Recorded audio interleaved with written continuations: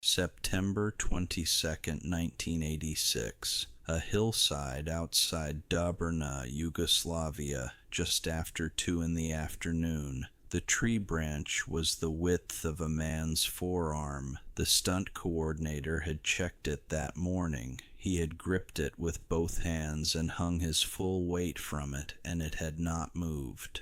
The branch extended from a tree growing partway down a stone embankment, positioned so that a man jumping from the castle wall above would arc outward, catch the branch, and swing down to the ground below. The distance from the wall to the branch was calculated. The distance from the branch to the ground was calculated. Everything that could be measured had been measured. What had not been measured, because it could not be measured, was what the branch would do when a man hit it at the specific angle and velocity that Jackie Chan would hit it, not from the planned jump, but from the jump slightly off that plan. The jump that happened instead of the jump that was rehearsed, that fraction of a degree. That half-second of timing that departed from the diagram on the stunt coordinator's clipboard by an amount so small it was invisible until it wasn't. Jackie Chan was 32 years old, 5 feet 9 inches, born Chan Kong Sang on Victoria Peak, Hong Kong, on April 7, 1954. He had been in the film industry since he was 17. He had been in the China Drama Academy before that for 10 years, since he was 7. His body, by September of 1986, had been broken and repaired and broken again in accumulations that he himself had stopped cataloging precisely. The nose, the fingers, multiple times each, the cheekbone, the pelvis in Suan a year earlier when the shopping mall pole burned his hands and the landing was harder than the planning had accounted for. He knew what falling felt like. He did not know what this felt like. The branch gave way. He fell. The distance to the ground was longer than the distance in the diagram because the branch was not where the branch was supposed to be when his hands reached it. He hit a rock at the base of the embankment, and the impact to his skull produced a fracture with a fragment that moved inward toward the brain tissue in the specific and catastrophic way that neurosurgeons describe with the careful language of people who have learned not to editorialize about the things they see. 23 crew members were on that hillside. 17 of them saw it happen. Not one of them in the accounts that surfaced afterward described the sound of the impact without pausing before finishing the sentence. To understand how Jackie Chan came to be on that hillside in Yugoslavia, attempting a jump from a medieval castle wall to a tree branch that would give way, you need to understand the industry that produced the conditions for it. Hong Kong action cinema in 1986 operated under a specific and unsparing logic. The productions that had made Jackie Chan the most commercially successful action star in Asia were built on a principle that was never stated in any production memo, but governed every decision that mattered. Authenticity was not a style choice. It was an economic necessity. The budgets available to Hong Kong filmmakers in this era were a fraction of what Hollywood spent. Real locations instead of constructed sets, real danger instead of the engineered illusion of danger, real bodies doing real things, and the camera present to record it. The physical authenticity that separated Hong Kong action cinema from every other action cinema in the world was, in substantial part, a product of financial constraint. They could not afford to fake it. The stuntmen who built this industry, and Jackie Chan, despite his billing, still moved through the world with the psychology of a stuntman rather than a star, had no insurance, no union in the Western sense, no mechanism for saying that a particular stunt exceeded acceptable risk. What they had was each other, the specific and intense brotherhood forged in shared danger over years of productions on Kowloon warehouse stages and Hong Kong rooftops, and now, increasingly, locations abroad. You watched your brothers, you covered for them when covering was possible. You did not ask directly about another man's body. You watched his movement and you read the movement and you adjusted. Armor of God was Jackie Chan's attempt to expand that model internationally. The production records confirm the timeline and the ambition. A Hong Kong action film shot across multiple countries with a budget larger than his previous productions, with production design that drew on European locations for an aesthetic that his existing audience had not seen him in before. Yugoslavia was one of those locations. The castle was real, the hillside was real, the stone was real, everything was real. That was the point. And on the afternoon of September 22nd, the problem. I want to tell you something about the specific nature of this story that stopped me when I first encountered it, and I want to be direct about why. It is not the fall itself. The fall is part of a pattern in Jackie Chan's career that by the time you have spent serious time with the record starts to feel, and I want to be careful about this word, almost predictable. Not because he was reckless in any simple sense, because the system he was operating inside had no mechanism for preventing exactly this kind of event. The dangerous stunt, the moment that departs from the plan, the impact that produces the injury. That pattern repeats across productions and decades often enough that describing any single instance of it as exceptional requires ignoring the pattern. What stopped me about this specific incident is what the neurosurgeon in the hospital in nearby Celje said in an account from a crew member who was present when the initial assessment was delivered. He said he did not fully understand why Jackie Chan was alive. Not in the hyperbolic way that people sometimes describe survival from serious injury. In the clinical way. In the way of a man looking at a skull x-ray and a patient and measuring the gap between what the x-ray suggested and what was sitting in front of him. The fragment that had entered the brain tissue was positioned in a manner that, in his experience and in the literature he was working from, produced one of two outcomes: severe permanent neurological damage or death. Jackie Chan was sitting up. He was conscious. He was asking, in Cantonese that required translation, questions about the production schedule. The neurosurgeon had no explanation for the gap between those two facts. I sat with that for a while. I am still sitting with it. Here is where the record becomes genuinely incomplete, and I want to be straight with you about that rather than paper over it. The accounts of the hours immediately following the fall exist in several versions, sourced from crew members who were present at different distances from events. They are consistent on the external facts: the fall, the impact, the loss of consciousness, the emergency transport to the hospital, the surgery, the specific and serious nature of the injury. Where they diverge is on the interior, on what happened before Jackie Chan lost consciousness, on what was said in the moments immediately after the fall when the crew members who had seen it were moving toward the embankment. One account, which I find consistent enough across multiple retellings to take seriously, describes him speaking before he was moved, not coherently, but speaking, and in the account I have found most often, The first comprehensible thing he said was not about pain. It was a question about whether the camera had been rolling.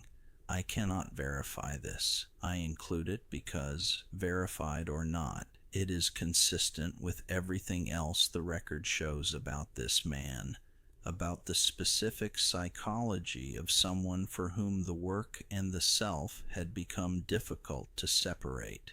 Whether that detail is exactly true or whether it is a story the people on that hillside told afterward to make sense of what they had witnessed, I genuinely cannot say. What I can say is that the detail belongs in this account because it belongs to the texture of who he was, confirmed by 30 years of productions before and after this one. The surgery was performed. A piece of bone was removed. A permanent hole remained in his skull, covered with a plastic plug that would stay there for the rest of his life. The hearing in his right ear was damaged and did not fully recover. These are documented. These are not disputed. What happened to Jackie Chan on that hillside in Yugoslavia should, by the medical evidence available, have killed him or left him unable to work again. Neither of those things happened. The recovery took place across weeks that the production records treat as a gap, a pause in the schedule that resumes at a later date with no elaboration on what the pause contained. What it contained, based on accounts from people who were present in that period, was a man who had been told the full extent of what had happened to his skull and who was processing that information in the specific way he processed most difficult information, by moving forward through it rather than stopping inside it. The doctors who treated him in Yugoslavia and later in Hong Kong, the production continued eventually, after a delay whose exact length varies depending on who is providing the account, gave him medical parameters for recovery, rest, restriction of physical activity, a timeline that was measured in months and that treated the injury with the seriousness it warranted. He was back on set in less time than the parameters specified. Whether that was the right decision medically, I am not in a position to judge. What I am in a position to say is that it was completely consistent with every other decision he had made in a career that had been built on exactly that calculus. The work required something, the body objected, the objection was noted, and then the work continued. The Academy had installed that calculus in him when he was 7 years old, and the installations of childhood are not easily overwritten by a doctor's recommendations, however serious. There is something I want to be careful about here, though, because I think there is a version of this story that romanticizes what happened, and I do not want to tell that version. The fracture left permanent damage. The hearing loss was permanent. The plastic plug in his skull was permanent. These are not outcomes that heal. They are outcomes that are managed, accommodated, worked around. The man who returned to finish Armor of God was the same man who had fallen from the castle wall, carrying everything the fall had left in him, and the fact that he returned does not mean the fall had no cost. It had a cost. The cost was just carried rather than stopped. Armor of God was released in 1986 and performed extraordinarily well commercially. It became one of the highest-grossing Hong Kong films of its era. The action sequences, including, eventually, sequences involving Jackie Chan performing physical work that the man who treated his skull fracture had specifically advised against, are present in the film in exactly the form they were designed to be present. I want you to think about something for a moment, because this is the part of the story that I find most difficult to resolve, and I am curious whether it lands the same way for you. Jackie Chan put the footage of his actual injury into the film. Not the fall, and the accident before the cameras were ready is not in the film, but the production resumed, and he performed, and what is in Armor of God is a man doing dangerous physical work with a plastic plug in his skull, covering a hole where bone used to be, months after that hole was created by a fall that a neurosurgeon could not explain his survival from. The audience watching Armor of God in 1986 did not know that. Most of them still don't. Is that courage or something more complicated? I genuinely want to know what you think. Leave it in the comments. I read them, and this is one I don't have a settled answer to.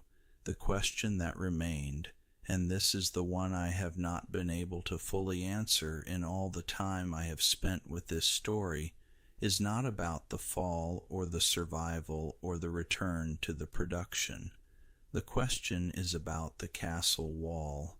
Specifically, what was he thinking in the seconds before the jump? Not philosophically, physically, practically.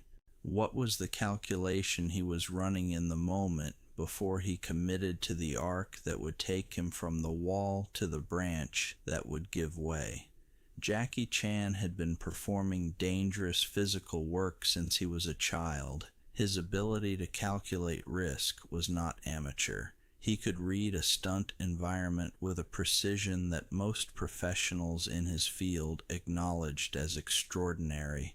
Not just the planned version of the stunt, but the variables, the surface conditions, the wind, the angles. He had an entire body of experience, trained since childhood, that was specifically designed to identify when a situation was outside acceptable parameters, and yet the branch gave way. Here is the version of this that I cannot get out of my head, and I want to be honest that it is speculation rather than documentation. There is a possibility, not a certainty.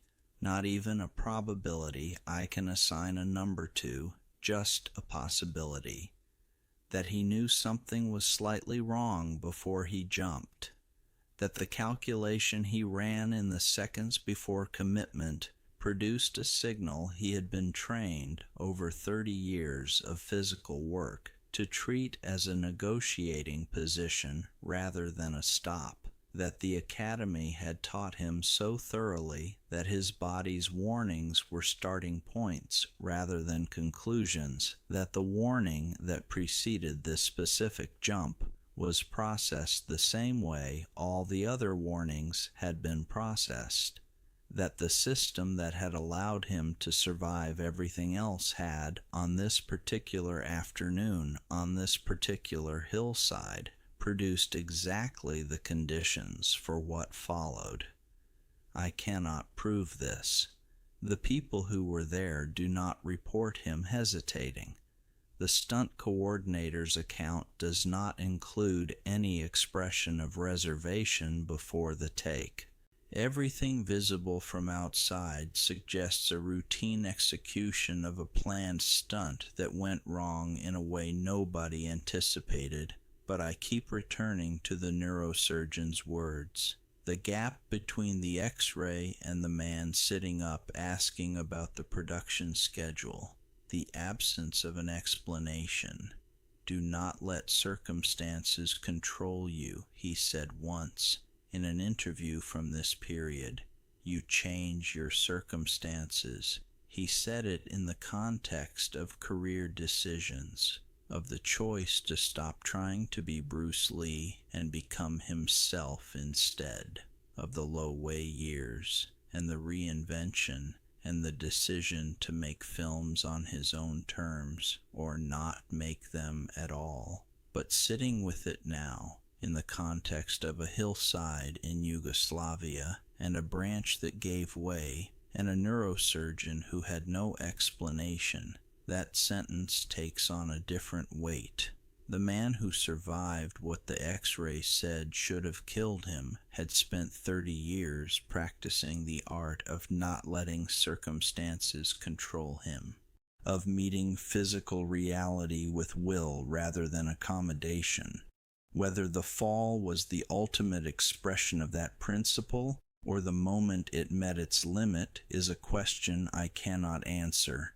What I can say is this: the plug is still there, in his skull, a coin-sized piece of surgical material marking the place where, on a September afternoon in 1986, the distance between who Jackie Chan was and what a human body could survive narrowed to something that a neurosurgeon in Yugoslavia spent the rest of his career being unable to explain. He finished the film. He always finished the film, whether that is the definition of something extraordinary or the definition of something that cost more than any film was worth. That is the question this story leaves open. I am not going to close it for you. Some questions are more honest left that way.